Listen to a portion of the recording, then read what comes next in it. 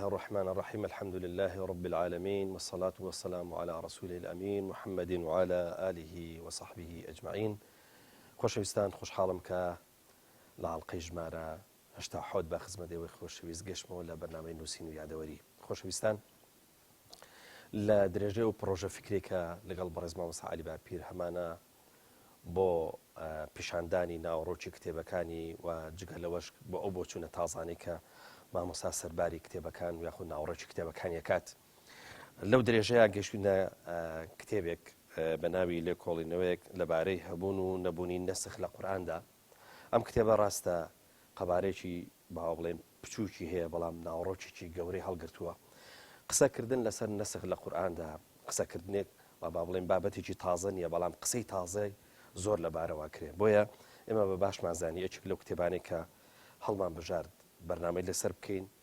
بریتی بێ لەم کتێبە. زانایان بوون بە دوو بەشەوە ڕاستەکەی لەم بابەتەیە بابەتی نەسخ. هەندێک لە یاخود با بڵێن زۆرینەی زانانی پێشین لەگەڵ وایان کە لە نەسخ لە قورئاندا هەیە یاخود بۆچوونێکی تایبەتیان هەیە سەبارەت بە نەسخ. زانانی پاشینیش دیسان قسەیەکی جیاوازیان هەیە لەوەی کە ئایا نەسخ لە قورئانە هەیە یان نییە، هەندێکیان ڕەتیەکەنەوە. هیوادارین ئەم کتێبەش یاخود با بڵێن ئەو بەرنامانی کە لەسەر کتێبەکەی کەین جێگای سوودی ئێوە بێ و داواشتان لێ یەکەم زۆر بە تەرکیزەوە گوێ لەم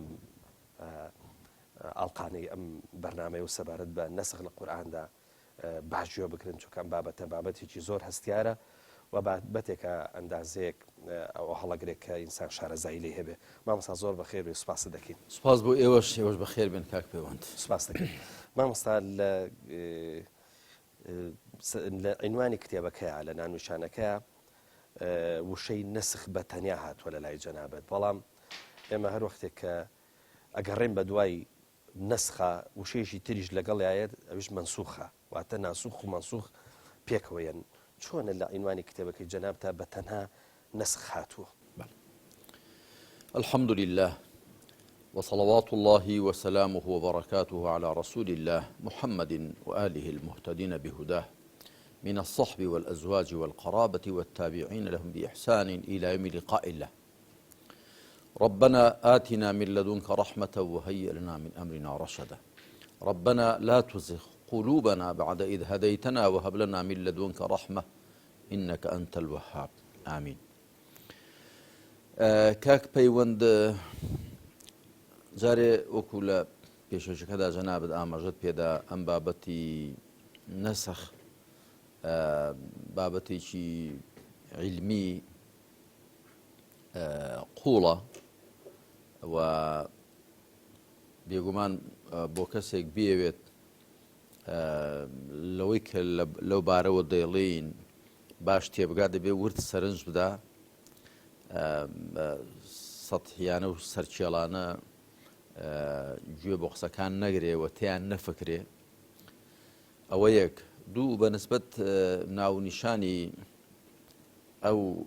نامیلکەیەوە کە ئەوە لە ڕیزی بابەتە هەنووکەیەکاندا بڵاومان کردوتەوە، جارێ ئەمە خۆی ڕێک لە تەفسیری سوورەتی ئەلبەقەرە دەرمهێناوە. لەوێ ینی کورتە باسێکم کردو لەبارەی بە هەمان ناونیشان هەبوون و نەبوونی نەسخ لە قورئاندا. وشەی نەسخ دیارە چاوگە، ناسخ ناوی بکەرە ئیسمی فاعیلە، منسوخ ئیسمی مەفعولە ینی بەرکارە، ناوی بەرکار. کەواتە نەسخ کە چاوگەواتە لابردن یان نەهێشتن، منسوخ ینی لابراو یان نەهێڵدراو، و ناسیخیش ینی لابەر و نەهێڵەر. جا لێرە ئێمە ناونیشانەکەمان وادانەوە بۆ زۆر دوور درێژ نەبێتەوە، ینی نەمگوتووە هەبوون و نەبوونی ناسیخ و منسوخ و نەسخ، چونکە کە گوتت نەسخ یار ئەو چاوگە هەم بکرێک دەخوازێ هەم بەرکارێک دەخوازێ، واتە ئەوان دەخاتە نێو خۆیەوە. بۆی کە ناونشانەکە کورد بێ بۆیە هەر بەو شێوەیە هێناومانە و ئەلبەتە لێرەشەوە بە بینەران و بیسەرانی بەڕێزیشی ڕادەگەیەنم کە من کتێبێکم ئێستا لە ژێر چاپە بە ناونیشانی قورئانی مەزن لە 90 تەوەردا کە لەوێدا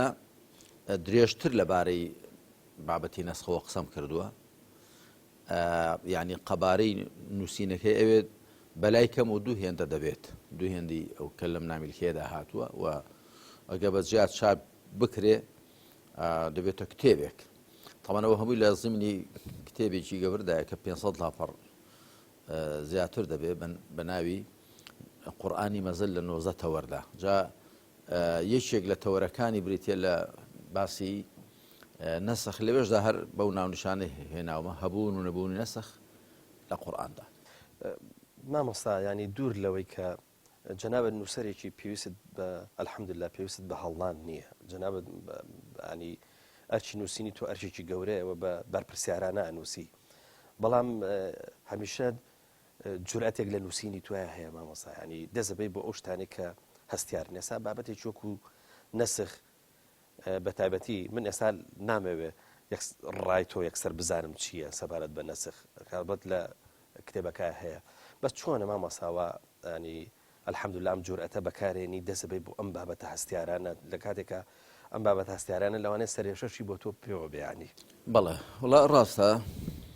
لەو ڕۆژاندا هیچێک باسی کرد گوتی مامۆستا گوتم بەڵێ گوتی لەم هەولێرە مەلایەکەیە لە مزگەوتێک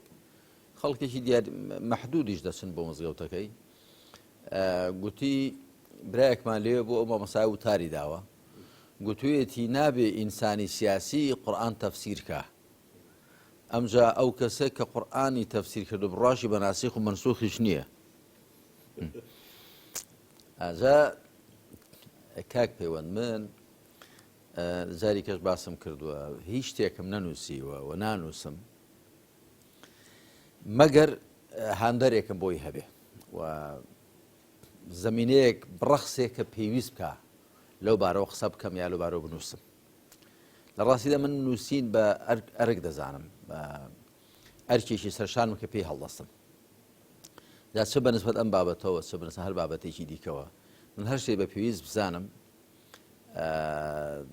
قسەی لێ دەکەم و لەبارەیەوە دەنووسم و لێی دەکۆڵمەوە و ئەوەش ئەو دەرەنجامەش کە پێی دەگەم دەی خەمەڕوو. جەنابەت دەزانی من لەبارەی مۆسیقا و گۆرانی و هونەر بە هەموو ڕەهەندەکانیەوە مەسەلەی پەیکەرتاشی قەزیەی نواندن تەمثیل و هەموو ئەو شتانی دەچنە و چوارچێوە کتێبێک گەورەم هەیە لەو بارەوە تا ئێستا 2000 چاپ کراوە. هەروەها یادوبوون و ژەژنەکان کە پێش ئەم نامیلکەیە قسەمان لێ کرد قسەم کردووە. هەروەها ئیسلام و دەوڵەتداری لە 4 بەرگدا باسم کردووە و بیرکردنەوەی ئیسلامی لە نێوان وحی واقعدا کە لە 5 بەرگدا پێشکەش کراوە. یەکێک لەو بابەتانەش دیارە ئەم مەسەلەی ئەوەی کە ئایا قورئان واتە ئەو مۆسحەفەی ئێستا لە بەردەستماندایە. دیارە من کێشەی گەورەی من لەگەڵ ئەوەیە کە ئەم مۆسحەفەی ئێستا لە بەردەستماندایە ئایا هیچ ئاەتی تێدان منسوخ بن؟ جا منسوخ دوایی حتمما دەگەینە پێناسەکەی، زانایان دەڵێن منسوخ الحكم هەیە مع بقاء التلاوة، منسوخ التلاوة بالحكم هەیە ومنسوخ التلاوة هي مع بقاء الحكم. يعني آية بحساب واني كبروان بنسخي للقرآن ده دلن آية هيك خوێندنەوەی ئاەتەکە و حکمەکەشی لابراوە، ئاەت هەیە کە خوێندنەوەکەی ماوە حکمەکەی لابراوە، ئاەت هەیە کە حکمەکەی لابراوە خوێندنەوەکەی ماوە. واتە ئەو سێ جۆرە لە نەسخ بڵین زانیان قسەیان لێ کردووە. وەکو گوتم کێشەی گەورەی من لەگەڵ ئەم مۆسحەفەیە کە ئێستا لە بەردەستماندایە، ئەگەر نا لەو نامیلکێژە باسم کردووە و لەو لێکۆڵینەوەشدا کە گوتم فراوانتر لە مەقسەم کردووە لەوە لەوێشدا باسم کردووە کە ئەگەر بە بەڵگەیەک بسەلمێ ئیسپات بێ کە ئاەتێک هەبووە نەسخ کراوەتەوە بەڵام لە نێو موسحەفدا نییە زۆر کێشەمان نییە لەگەڵ ئەوە هەرچەند ئەوەش بۆ ئاەت بوونی قورئان واتە ئاەتی قورئان بوونی ڕستەیەک پێویستیمان بە قەطعی هەیە پێویستیمان بە بەڵگەی تەواتر هەیە بۆ قورئان هەم بە تەواتر بە ئێمە گەیشتووە واتە بە شێوەیە کە هیچ کەس دوودڵی نییە کە ئەوە بە ئێمە گەیشتووە ئەو دەقە بەو شێوەکە خوا بە جیبریلدا ناردوێتی بۆ محەممەد صلی الله عليه وسلم ئەوی گەیاندوێتی بە هاوڵانیش جیل بەسل تا گەیشتوتە دەستی ئێمە بەڵام گریمان ئاەتانێک هەبن خوا نازڵی کرد بن دای بەزاند بن دوای لای برد بن چ بە حکم و خوێندنەوە لای بر بن چ حکمەکەی لابر بن چ خوێندنەوەکەیش لابر بن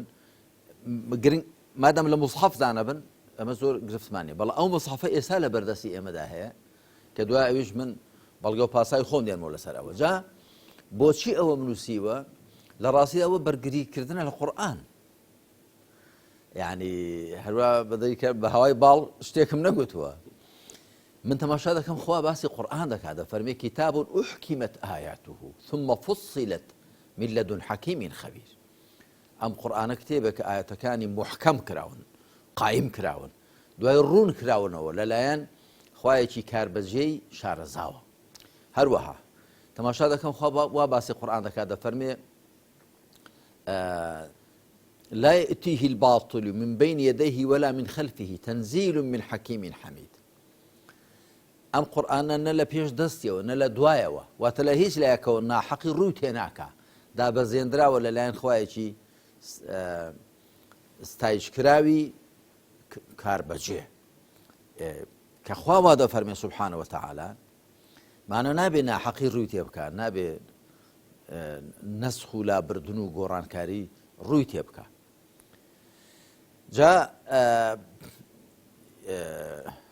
ئامانجەکەی من لە ڕاستیدا لە نووسینی ئەو بابەتە وەکوتم لە ئەسڵدا تەفسیری یەک دوو ئاەت بووە لە سوورەتی البەقەرە کە خوای پەروەردگار دەفەرمێ ما ننسخ من آية أو ننسها نأتي بخير منها أو مثلها ألم تعلم أن الله على كل شيء قدير وآياتەکانی دوایی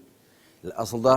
من لە تەفسیری ئەو ئاەتەی سوورەتی البەقەرەدا هێناومە بەڵام دوای کردمانە بەو نامیلکەیە وەکو گوتم هاندەرەکەی من ئەو کاتەوە ئێستاش کە جارێکی دیکە لە قورئانی مەزن لە 90 زۆر ورتر لەو بارەوە دواوم دیارە دوای 8 ساڵ زانیاریم زیاتر بۆ زیاتر لێم کۆڵێتەوە بەڵام هەر لەسەر هەمان ڕەوت هەر بەو سیاقە ڕۆیشتوم کە ئەم موسحەفەی لە بەردەستی ئێمەدا هەیە جەنابەت دەڵێیت دوای ڕایەکەت دەردەبڕ بڵ هەرێستا دەری دەبڕم ئەو موسحەفەی لە بەردەستی ئێمەدا هەیە من سایش بۆ خوا لە ساڵی 1920دا بخۆت ئاگادارن کە ڕامگەیان 2020دا ڕامگەیاند کە من ئەوە تەفسیری قورئانم تەواو کرد و ئێستا 5 جوزئی ماوە پێیدا بچمەوە دوای تایبکرانی هەمووی ئینشاڵڵا چاپ دەکرێت ئێستا بەرچاوم ڕۆشنترە کە ئەم موسحەفە ئەم قورئانی بەردەستی ئێمەدا هیچ ئاەتێکی تێدا نییە بڵێ مەنسوخە واتە کاری پێ ناکرێ بە واتای کار پێ نەکران چونکە وشەی نەسخ و ناسیخ و مەنسوخ دیارە من لێرەشدا باسم کردووە زانایانی پێشین بە واتایەک بەکارهێناوە هی دوایی بە واتایەکی دی جەنابشت کە گوتت زانایانی پێشین گوتویانە نەسخ هەیە لە قورئاندا بەو واتایە کە خۆیان بەکاریان هێناوە کە نەسخیان بەکارهێناوە بە مانای حکمێک بە گشتی هاتۆ دوایی تایبەت کراوە حکمێک بەڕەهایی هاتۆ دوایی بەندار کراوە حکمێک بە کورتی هاتۆ دوایی تەفسیلی پێدراوە بەو واتایە زانایانی پێشین گوتویانە وشەی نەسخیان بەکارهێناوە بەڵام دوای زانانی پاشین وان زانیوە هەر بەو چەمکەی خۆیان بەکاری دێنن زانانی پێشین هەروایان بەکار بۆیە گوتویان ئەها زانانی پێشینیش گوتویانە ئەوە ها ئیبن عەباس توێتی ئەو ئاەتە دابەزی دوای ئەو ئاەتە نەسخی کردەوە کە مەبەستی پێ لابردن نەبوو ئەو ئەوە دوای زیاتر سەیرێ بەتەشید من نەمیست پەلە بکەین لە ناوەڕۆکەکەی بۆیە زیاتر ویستم هەندێک پرسیاری سەرەتایی بکەم و بەتەشید ئەم پرسیارە ناکەمەوە مامۆستا. با بزانین بەرواری ساڵی 2012 کەم کتێبەی تا چاپەکرێ. ئەو پاڵنەرە چی بووە هۆکارە چی بووە مامۆستاتون لە ساڵی 2012 پشتە سەر بابەتێکی وەکو ئەم بابەتە بابەتی نەسر بەبەسمانەوە بووە ئێستا دوای ئەوەش جارێککە جەنابەدەوە تا دەفەرمی کە کتێبێکم لەژێر دەستایە هەر سەبارەت بە ئەم بابەتێ و قورئانی پیرۆز کە باو بڵێن لە 90 تەوەردا قسەکە لەسەر ئەوەیە هۆکارەکە چی بوو کە تۆ ساڵی 2012 ئەم کتێبە چاپەکەیت. وەکو باسم کرد ئەمە خۆی لە زمینی دەرسەکانی تەفسیری قورئان دابووە. دیارە ئەو کاتە من گەیشتم بە تەفسیرکردنی ئەو ئاەتە مبارەکە و ئەو کورتە باسەم لەبارەوە کردووە. دوای پێویستم زانیوە کە لە دوای نامیلکەیەکدا چاپی بکەین.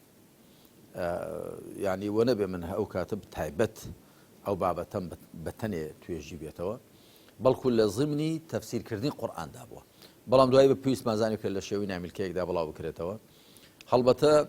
دوای تەفسیرەکەی من کە ئینشاڵڵا هەمووی چاپ دەکرێ شتی دەکەی زۆری واشی تێدایە.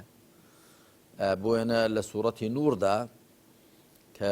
من جاری دیکەش هەر گوتومە بەڵام لە تەفسیری سوورەتی نووردا زۆر بە وردی و بە تەفسیل باسم کردووە کە سزای بەربارانکردن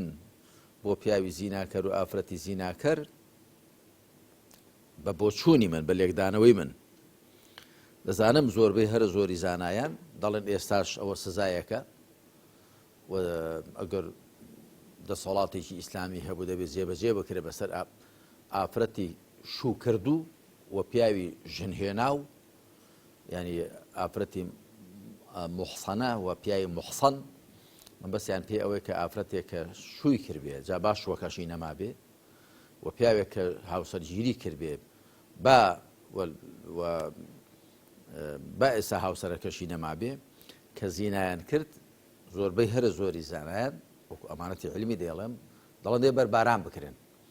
بەڵام من پێم وایە وە لە تەفسیری سوورەتی نووردا بە وردی هێناومە کە ئەوەش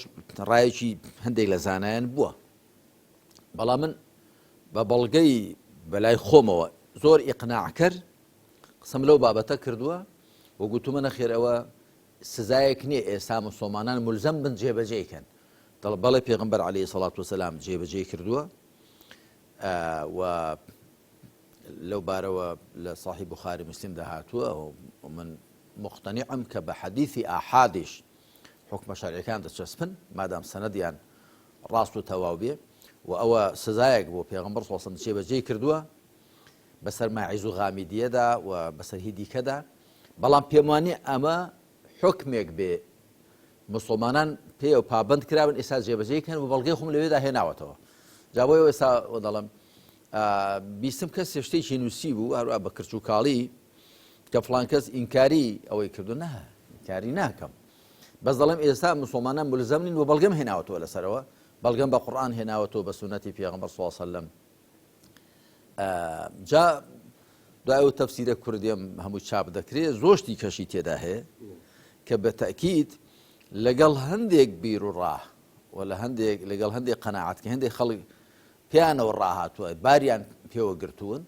لە چوارچێوەی مەزهەبێکی دیاریکرا بۆ چوونێکی دیاریکراودا تێک دەگیرێن. بەڵام من لێرەوە داوا لە هەر براو خوشتێک دەکەم هەر مامۆستایەک هەر شارەزایەک کە قەناعەت هێنانی پێش بیرکردنەوە ڕێیان لێ نەگرێ کە شتەکەی من بۆ خۆی بخوێنەوە لێ تێبگەن. وەکو کاتێک کە من کتێبی چەند بابەتێکی هونەری بنووسی هەندێک کەسە لە خۆ هەندێشتیان نووسی وتم کاکە تۆ ئەوەی من بخوێنەوە تێبگەن جارێ قەناعەت هێنانی پێش بیرکردنەوە باڕێتان لێ نەگرێت جارێ بیخوێنەوە. یا و کاتی یادوبوون و جەژنەکانم نووسی هەی چۆن دەبێ و چی گوتۆ ئێستاش هەندێک خەڵک ئێستاش لەگەڵ داوای کتێبەکەی نەخوێندێتەوە. من نەفەر هەبووە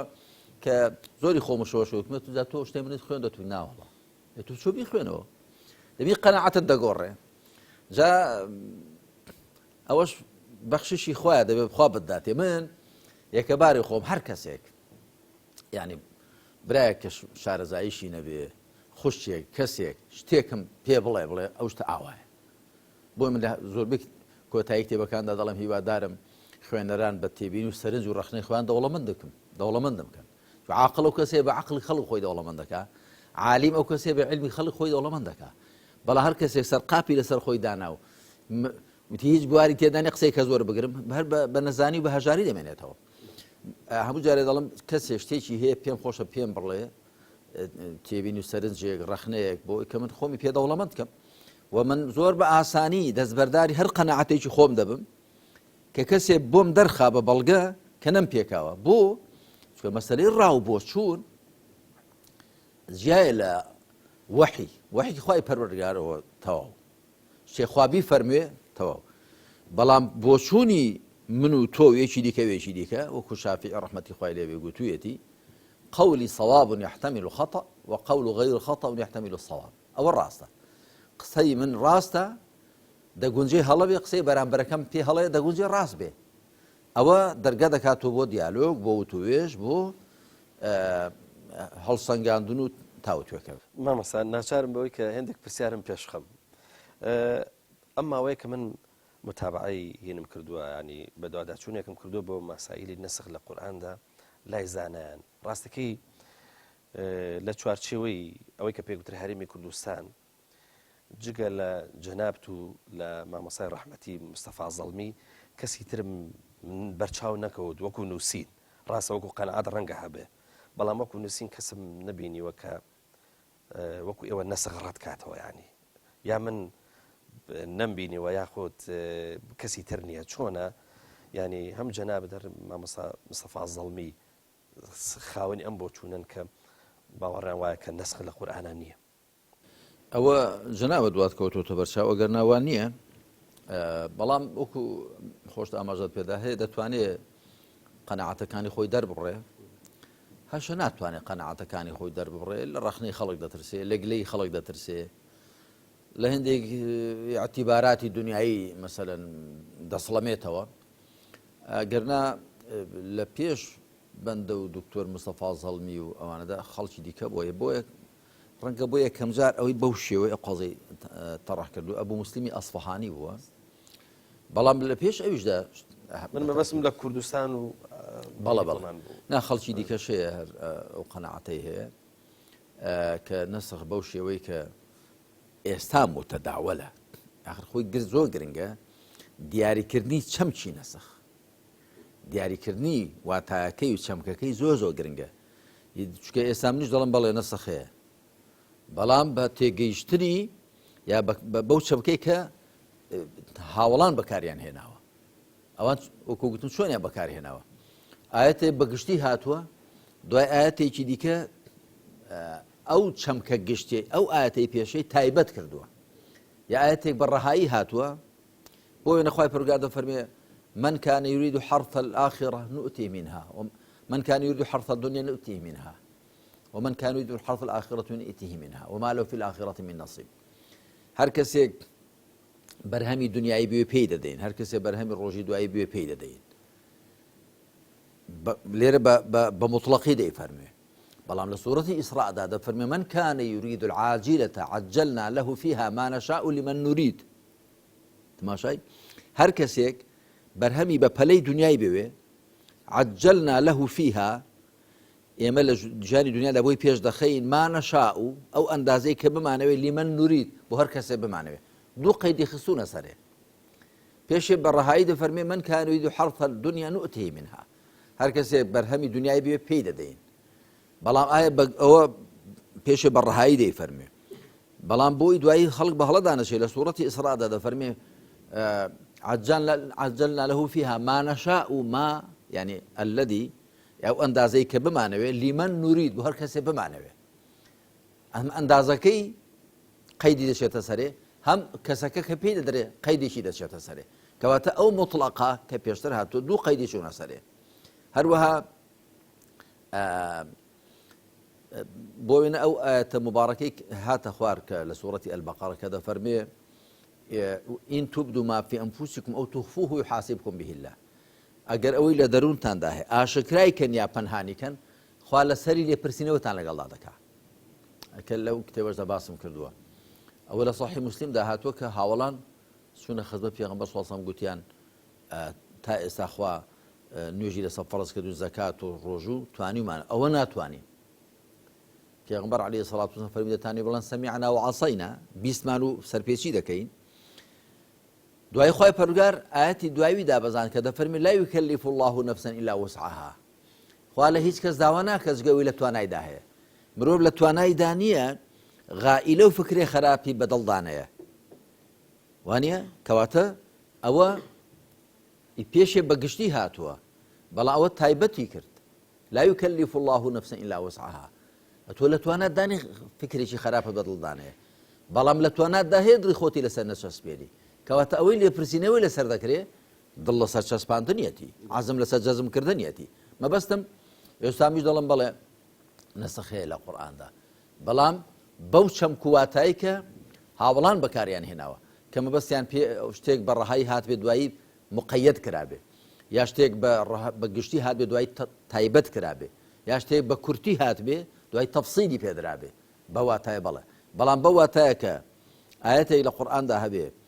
کاری پێ نەکرێ نەخێر نییە و چێش دەڵێ هەیە بێ مەسەلەن بیخاتەڕوودا خوا کوێ هەیە وەکو گوتم من ئێستا کە لە تەفسیری هەموو قورئان بوومەوە و هەڵوەستەم کردو لە بەردەم هەموو ئەو ئاەتانەدا کە یەکێک لە زانایان توێتی ئەو ئاەتە مەرسوخە هەڵوەستەم لە بەردەمیدا کردووە و ڕایەکەی پوشاندۆتەوە. دەگوترێ زانایەکی معتەزیلە کە بریتە لە ئەبوو موسلیمی خۆراسانی یعنی ئەسفەهانی ببوورە ئەبوو موسلیمی ئەسفەهانی کەمە بەم سیغەیە هاتووە کەمە یەکێکە لە زانانی باوەی کە پێڵن معتەزیلە. جا ئەم بابەتە نازانم ینی قسەکە لەسەر ئەوەیە ئایا ئەمە تێگەشتێکی پڕ لە حکمت بوو لە ڕێگای جورئەتێکەوە ڕەتی کردوتەوە یاخود ئەمە جۆرە تەعنێکە لە خودی ئەم زانایەدەن. قسەکەمان لەسەر ئەوەیە کە وشەی معتەزیلە بە ناوی ئەم وڵا کاکە پێوان جارێ معتەزیلە بۆ زانیاری جەنابەت زۆربەی هەرە زۆریان هەر لێ ئەو بازنێدا بوون کە پێدەگوتری ئەهل سونەتی وەلجەماعە و معتەزیلە کاتی خۆی محامی و پارێزەری عەقیدەی ئیسلامی بوون و زۆر جار هەندێک لە زانایانی دیکە نەیانتوانیوە لەگەڵ مولحیدەکان و لەگەڵ ناموسڵماناندا وتوێش بکەن معتەزیلە بۆیان چوونە مەیدان ئەوە بۆ وەزانیاری جەنابەت. معتەزیلە کۆمەڵێک بوون قوتابخانەیەک بووە زیاتر اعتیمادی لەسەر عەقڵ بووە عەقڵی لە قەبارەی خۆی گەورەتر کردو لە بەرامبەر نەقڵدا لە بەرامبەر وەحیدا و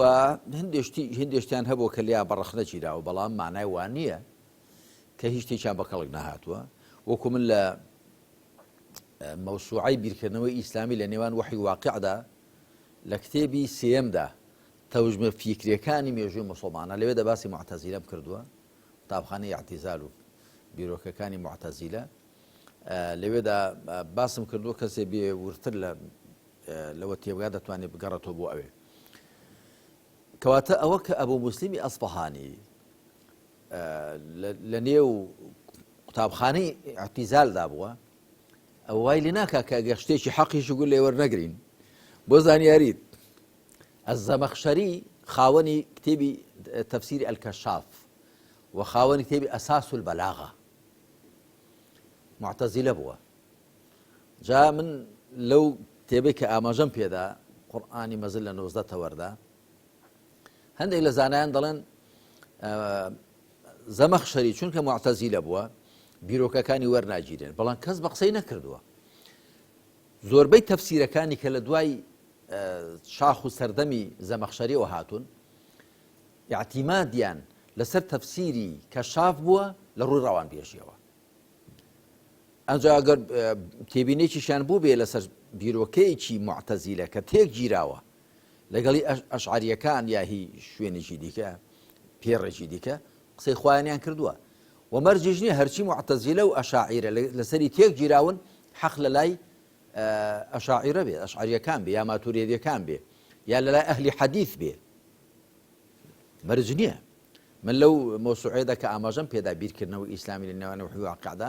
هەڵوەستەم کردووە لە بەردەم هەندێک بیرۆکەدا کە من پێم وایە معتەزیلە پێکاویانە بەڵکو بیرۆکە هەیە کە خەواریج کە ناویشان زۆر بەدە بەڵام بیرۆکە هەیە کە ئەوان چاتریان پێکاوە لە هێندێکان لە چیدا بۆ وێنە ئەوان دەڵێن بۆ کەسێک کە دەبێتە سەرپەرشتیاری گشتی مسلمانان کە ئەو کاتە خەلیفەی پێگوتراوە گوتویانە بە مەرج نەگیراوە قوڕیشی بێت ئەوانی کە هەموو گوتویانە بە مەرج گیراوە دێ من ڕای ئەوەم خەوارجم پێ ڕاستە بە پێی قورئان و بە پێی سنەتی پێغەمبەر عەلەیهی سەڵات وسەلام جارێ بە پێی قورئان خوای پەروەردگار دەفەرمێ ئین ئەکرەمەکم عند الله ئەتقاکم و پاشان بە پێی فەرمایشتی پێغەمبەر عەلەیهی سەڵات وسەلام لا فەرق بين عربي وأعجمي ولا فضل لعربي على أعجمي ولا لأعجمي على عربي ولا لأحمر على أسود ولا لأسود على أحمر إلا بالتقوى وباشان پیغمبر عليه الصلاة والسلام ده فرمي إن أمر عليكم عبد حبشي كأن رأسه زبيبة أجر بسرتان كرا حكمران كويليش حبشي كسريكم يوجوابو هر بقصيب كان ما دام بكتابي خوا حكمتان لبين دابك كواتا مرجنية لبروك خوارج بوا جا خوش صفتي خرابيان زور بوا سطحي بون كلوشك بون تەقوایەکی ظاهری و ڕووکەشیان هەبووە بەڵام ڕەنگە لە شتێکدا پێکابیان ئەوەی کە ئەو کاتە وەکو عادەتێکی متەبع بووە ڕەنگە نەیان پێکابێ کە نەخێر دەبێ حکومڕان ئیلا دەبێ قوڕیشی بێ جا ئەوجا لە نێو قوڕیشیشدا عەباسیەکان توانێت دەبێ عەباسی بێ و عەلەویەکان و ئەوان توان نەخێر دەبێ عەلەوی بێ و ئومەوی توانێت دەبێ ئومەوی بێ و کەواتە دەبێ زۆر وریابین هەل بەوەکە لە ڕێوە کەسێک تۆمەتبار دەکرێت جاخۆ ئەگە بێتە سەر ئەوە مەسەلەن کاکە لە زانایانی هاوچەرخ وڵا ئەوە مرجئەیە نەخێرەوە فکری لە خەوارج نزیکە نەخێرەوە فکری لە قەدەریە نزیکە ئەوە لە معتەزیلە نزیکە ئەوانە هیچ نین چونکە ئەوانە هەموو قوتابخانە بوون و هەموو ئیجتیهاد و بۆچوون بوون و مەرجیش نییە هەر قوتابخانەیەک لە هەموو شتێکدا نەی پێکابێ ڕەنگە لە هێندێشەدا ئەو پێکابێتی لە شتێکیکەدا قوتابخانەیەکی دیکە پێکابێتی و بەڕاستی ئومەتی پێغەمبەریش صلی الله عليه وسلم لە ڕووی مێژوویەوە لە هەموو قوتابخانانە پێکاتوە بە جەبریە و بە قەدەریە و بە مرجئە و بە معتەزیلە و بە ئەشاعیرە و بە ماتوریدی و بە ئەهلی حەدیث و بە هەموو ئەوانە ئومەتەکە پێکاتوە. بەڵێ مامۆستا ڕێی خۆت لە پێشێکەکە وتووە ڕای تۆ دیارە لە کتێبەکەیە بەس چۆنە لە بەرگەکەیە نووسیوتە لێکۆڵینەوەیەک سەبارەت بە هەبوون و نەبوونی نەسخ لە قورئاندا کە تۆ ڕای جەنابەت خۆت وتە دێستا بینەران و بیسەران جوان لێبوو بەس چۆنە ئەم دوو چەمکەت بەیەکەوە هێناوە هەم هەبوون هەم نەبوون یعنی لە کاتێکە هەیە لە کاتێکا نییە ینی ئەم دوو چەمکە لە دوو ڕێوە یەکەم وا باشە ناو نیشانی کتێب وابێ کە ئەوەش کە نەیارە لەگەڵ نێوەڕۆکەکەیدا ئەویش هەر ینی ئەویش بگرێتەوە من لە زۆر لە کتێبەکاندا هەر هەوڵم داوە مەسەن ناو نیشانێکی وابێ کە هەمووی بگرێتەوە ئەوە یەک دوو وەکو گوتم آخر نەسخ بە چەمکوواتایی پێشینی چاک کە بەکاریان هێناوە هاوڵان و تابعین نەسخ هەیە بەواتایە کە تایبەتکردنی گشتیە بەندارکردنی ڕەهایە ڕوونکردنەوەی شتێکە کە بە کورتی هاتوو بەو چەمکوواتای هەیە لە قورئاندا بەڵام بەو چەمکوواتایی کە دوای زانانی پاشین بەکاریان هێناوە کە بریتێ لە ئیزالەة حکم سابق بحکم لاحق یا ئیزالەة وحی سابق بوحی لاحق و زانیان چەند جۆرە پێناسەیەکیان کردو هەمووی لەو چوارچێوەیەدا کە پێشتر خوا شتێکی فەرمووە دوا شتێکی دیکە دەفەرمێ ئەوەی کە دوا دەیفەرمێ ئەوی پێشەی لا دەبا ئاوایە خۆی بەو واتایە نەخێر نییە بۆ یەکتمە هەبوون و نەبوونی نەسخ یعنی بۆی کە هەردوو لایەکان بگرێتەوە بۆ یەکێ لە ڕێوە نەڵێ ئەی چۆن ئەوەی عەبدوڵای کوڕی عەباس خوا لە خۆی بابی ڕازی بێ دەڵێ ئەو ئاەتە دابەزید ثم نسخته هذه الآية ئەو ئاەتە نەسخی کردەوە چۆن دەڵێ نیە وەنیە عەبدوڵای کوڕی عەباسیش بەکاری هێناوە دەڵێن ڕاستە بەڵام نەسەخەت و یعنی ئەو کەت لێی ورد بێ ینی خەسەسەتها یا قەیەدەتها یا فەسەلەتها ڕوونی کردەوە بەڵام بەمەسا ئەو بەماستی ئەوە نەبوو لای بەرێ یەکجاری حکمەکەی لا بەرێ بەڵکو ینی حکمەکە پێشەوەی بگشتی بە دوای تایبەتی کردووە یا مطلق و ڕەها بوو دوای ئەو مقەیەدی کردووە مامۆستا نووسیت هیوادارم ئەم نووسینەمای بەرچاو ڕوونکردنەوەی زۆر کەس و ڕاستکردنەوەی هەڵوێستی هەڵە و لاریان بێ. مەبەست ئەمە لەمە چێە دەبەست چییە؟ والله مەبەستم هەموو ئەوانەیە کە وەک بڵێ لە قورئان لە بەهانەن لی لە بۆ سەدان ئەها ئەو ئاەتەش منسوخە ئەو ئاەتەش منسوخە. جا من لە بەرەو کێسا تەفسیری هەموو قورئانم تەواو کردووە وێنەکەم زۆر جوان لەبەر چاوە. هیچێک لە زانایان دەڵێ ئایەت السەیفی نەسەخەت 500 ئایە، ئاەتی شمشێر 500 ئاەتی نسخ کردوتەوە، دوای وێنەی هێناوەتەوە. مەسەلەن چۆن دەڵەوە کە دەفەرمی ئودعو إلى سبيل ربك بالحكمة نسختها آية السيف. هروها فاعف عنهم واصفح نسختها آية السيف. فانتظر نسختها آية السيف. جا من طبعا هم ليلة هم لو كتابك باسم كذا قرآني مزن لنوزة وردا قلت ما وشي سيف لقرآن ده هرنهاتوا هرو لقرآن ده وشي سيف نهاتوا وشي أسلحة هاتوا أسلحة كوي سلاحة شك همو جورا كاني شك دقريتوا بلا وشي سيف نهاتوا وأو آياتش كناوين لنا آية السيف كآية جمارة بينزل سورة التوبة أصلا أويك أوان ده يعني أو ناقة يعني كدوعي إما رنق قصيت هايبتي لسر ذكين جاء كاك بيون قضيكي من هموي بريتي لبرقري لقرآن من دمي مسلمانا كقرآن دخوينوا بين دفتي المصحف لهيشي دودلنا بن لقمان دانا بن أتبري أو آتش نسخنا كلابتوا شون كأجر آيتي سيف وكو هبة الله زانايك كتابي شي لو بارو نسيوا يا أبو جعفر النحاس الناسخ والمنسوخ زانا عندي كزول يعني لو بارو نسيوا أجر وابك بيصد آياتي نسخ كبيتوا هم قرآن 6236 آياته أجر بينصت يك أو آيات نسخ كبيتوا يقول عندك آياتي دي كشان يديك نسخ كبنوها معناه واب كابرا بلاي كم لا يجلس سردي قرآن ده كبيته جمانة تقول أو آيات منسوخ نبي بويا من بدلني أيوة ظلم وبقناعتي صدى وظلم يك آيته يقرست ويقبرقج لقرآن دانية كإما بلين منسوخة البته أو بكرتي ديالا بلا من لو تفسيري خوم ده تفسير قرآني برزو بفيز كهمو برقة كاني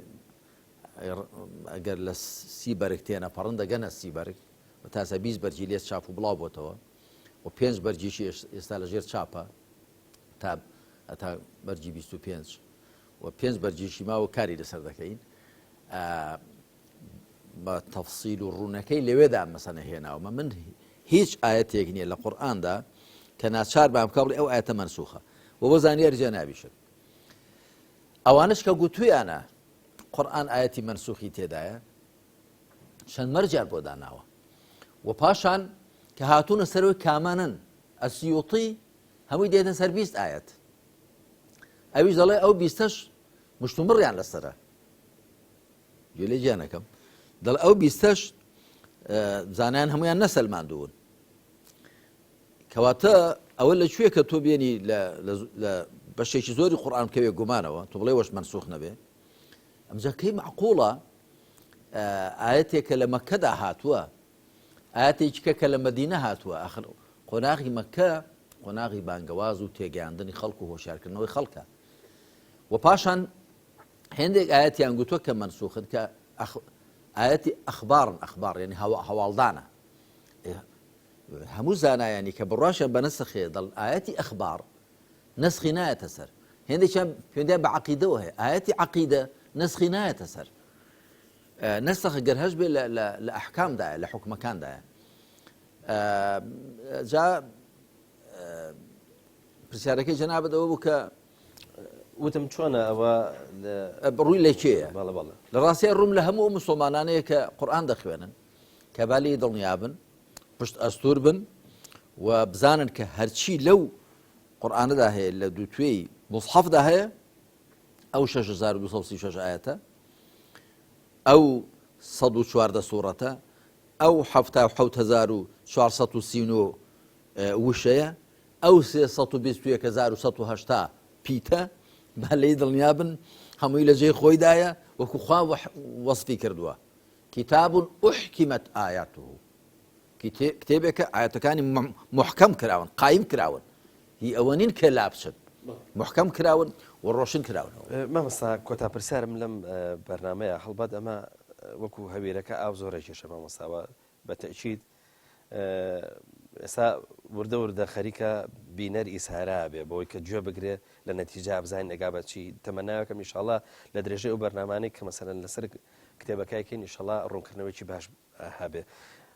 مامۆستا هەندێک پێیان وایە کە باسکردنی نەسخ لە قورئانە ناسخ و مەنسوخ بابەتێکە کە زۆرتر بە ئەوە بڵێن خەڵکی مولحید و دژە دین ئەم بابەتە زۆرە جوڵێنن بەڵام ئەوە تا لە پێشێکی کتێبەکە تا جەناب دەنووسی ئەڵەی بابەتی نەسخ و ئەم بابەتە لە مێژە ینی مشت و مڕی زانانی لەسرە قسەکە لەسەرەوەیە بە جدی ینی بەس خەڵکی بێدین و توزانم مولحید و ئەوانەی کە دژە دینن ئەم بابەتە جوڵێنن یانەمە بابەتێکی عیلمی بابەتێکی زانستێ پێویستە مسلمان ئاگای لەمە بێت. گومانی تێدا نییە کە من کتێبەکەم بۆ مسلمانان نووسیوە و بۆ بەرپەرزدانەوەی کەسانی مولحید ئەتۆ لە نەسخەوە دەست پێ ناکەی بۆ مولحید دەبێ بە شێوەی خۆی بدوێندرێ و دژی دین کەسێک کە دژی دینە بە شێوەی خۆی دەدوێندرێ بەڵام مسلمانانێک کە قورئان دەخوێنەوە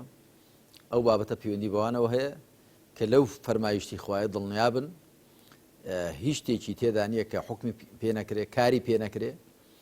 و ئەوەش کە زانایان لە مێژە قسەیان لەو بابەتە کردووە من لە بۆیان لە تەفسیری سوورەتی ئەلجاثیەدا لە تەفسیری سوورەتی ئەدوخاندا کە ئەو ئاەتە مبارەکەی دەفەرمێ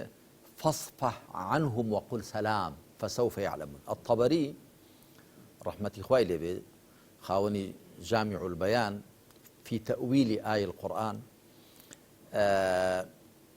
دەڵێ هەندێک گوتوان ئەوە نسخی هاتووەتە سەرێ کە دەفەرمێ فاصفح عنهم بە پێغەمبەر دەفەرمێ عليه الصلاة والسلام چاوپۆشیان لێ بکە وقل سلام بڵێ سلام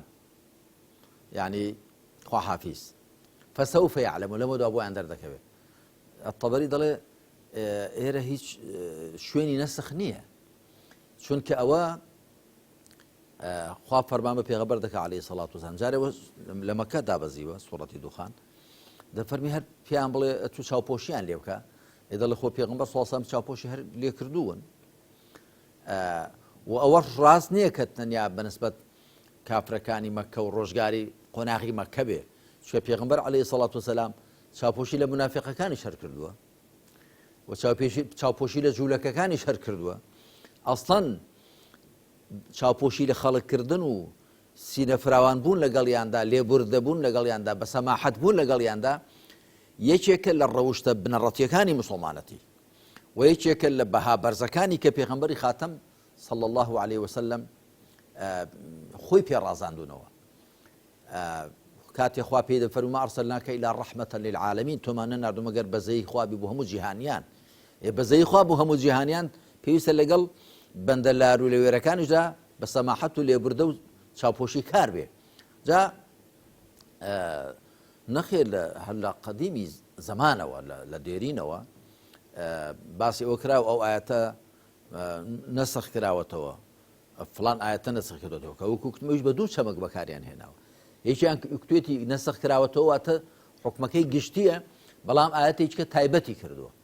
یاخود حکمەکەی ڕەهایە بەڵام ئاەتێکی دیکە بەنداری کردو مقەیەدی کردو یاخود حکمەکەی مجملە ئاەتێکی دیکە تەفسیلی داوەتێ ئیشان بەوە چەمکە بەکارهێناوە ئەو وشەی نەسخ ئیشان بەو چەمکە بەکارهێناوە کە ئەو ئاەتە کاری پێ ناکرێت یعنی ئەو ئاەتی دوایی کە هاتوو ئەمەی لا بردو حکمەکەی هەڵوەشاندوێتەوە کە بەو چەمکی دووهەمیان منسوخ لە قورئاندا نیە بەڵام بە چەمکی یەکەمیان ئەوە دیارە هەموو زانیان باسییان کردو مەش باسی دەکەین کە فعلا هەندێک ئاەتەن خوا بەگشتی فەرموونی حکمیان تێدا بەگشتیە ئاەتی دیکە هاتوو تایبەتی کردووە ڕەهایە بەنداری کردووە مجملە تەفسیلی داوەتێ بە تەدەڕوج و پلەپلەی هەیە لە هەندێک لە حکمە شەرعیەکاندا بۆ وێنە شەراب بە 4 قۆناغ قەدەغە کراوە. باش زۆر باش مامۆستا دەست خۆش بێ ئەڵلقەی ژمارە شتاحتمان کۆتایی هات ئینشاءالله لە ئەڵلقەکانی داهاتوە درێژە بەم بابەتە دێن و ئینشاءالله بابەتە وەکو پێویست ڕوو نەبێتەوە خوا پشتیوان بێت ئینشاءالله. بەڵە خۆشەویستان بەم شێوەیە گەشتینە کۆتایی ئەمەڵقەیە شتاک و بێ گەشتنەوەیکی دیکە هەمووتان بەخوای گەورە هەسپێرم خواتان لەگەڵ.